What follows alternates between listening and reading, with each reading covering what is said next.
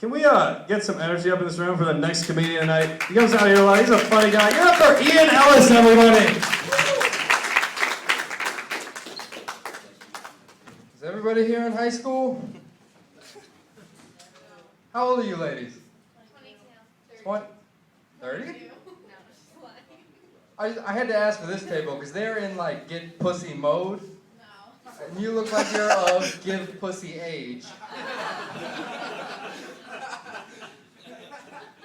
So you guys, you're graduating, are you planning on going to college now? I wouldn't do it. There's 5 of you, so statistically, like one of you still needs to come out of the closet. 2 of you pointed at each other. There are no accusations for the other 3 guys in the group, but the 2 of you might have touched dicks in gym class one time, and there have been questions ever since. I assumed it was the little guy, because usually it's the weak one, but your hair is just way too put together for a teenager. You're like Twilight sexy. And that's some gay shit. And statistically, at least one of you is going to end up dead in the next 3 years, and I think it's the guy in the hat. I don't want to generalize, but every guy I knew that wore a hat at 17, he's either dead or in jail. I got a feeling the next time I see you, it's going to be in a funeral arrangement. The obituary for the Aurora Sun-Times. So I want to talk about becoming a man. Most guys, we become men at 13, but you don't know that a woman doesn't become a man until marriage. And you know a woman's become a man and she's going through puberty because her ovaries will drop, and she'll start putting on a couple extra pounds, and some of them even start shaving. Like, not all of them. Some keep the thin mustache and then they just teach Sunday school. Because marriage, it's not a sacred union. It's that time in a relationship when men and women exchange genitals.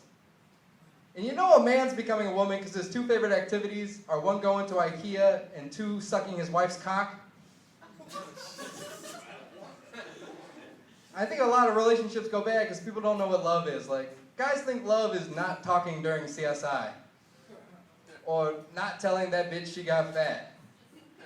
Or apologizing for not doing anything wrong, like calling her bitch in the last joke. But that's not what love is. Like, love is staying with a girl even when she gets cancer, unless you're Newt Gingrich. And for you ladies, love is staying with a man even if you're not in love with him anymore, because no man was in love with you on your wedding day. Like, I was married and I cried on my wedding day. I didn't cry because I was in love. Like, I wanted to stab that bitch in the throat. I cried because I couldn't believe I was still going through with it. I think the key to a marriage is that the girl has to be way more into the guy than she is into herself. Because women hate themselves way too much to ever be happy about their successes in life. Like, you say to a beautiful woman, "Baby, you're very beautiful," and you go, "I feel kind of fat." Or, "Baby, you're very successful." "Yeah, but I'm not as accomplished as I want to be." But if you say to a girl, "You look very happy," she'll go, "Yeah, my man loves me, and we just got a raise." And it's not the same for men. You say to a man, "Hey man, you look very handsome." He'll be like, "Well, I haven't done anything, but thanks for noticing, shit." Or, "Man, you look really successful.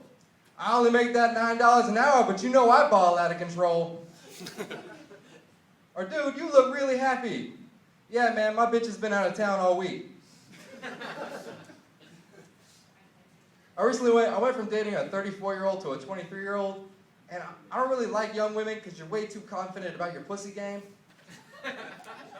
Like, you need at least 1 partner for every year I've been fucking. And I'm 30, so I've been fucking for like 15 years. If you've had anything less than 15 lovers, I'm gonna wreck your pussy. Like, this girl's like, "Hey, I got some really good pussy." And I was like, "That's too bad, because I'm gonna destroy that. I'm gonna choke and pee on you, and you're not gonna be able to look at your mom tomorrow." 17, you're not choking and peeing on girls yet? I thought this was the pee generation. He said, "What?" I'm like, "I've been there."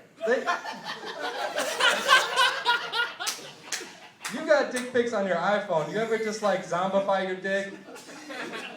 Or Twitter your dick? Want to see something funny? A lot of guys don't know how to go through a breakup. When I break up with a girl, you know, when I dump her, I usually do in the woods where nobody's around and she'll never be seen again. And that way I don't have to be pestered. That's really all I have tonight. My name's Ian Ellis. I love you. Good night.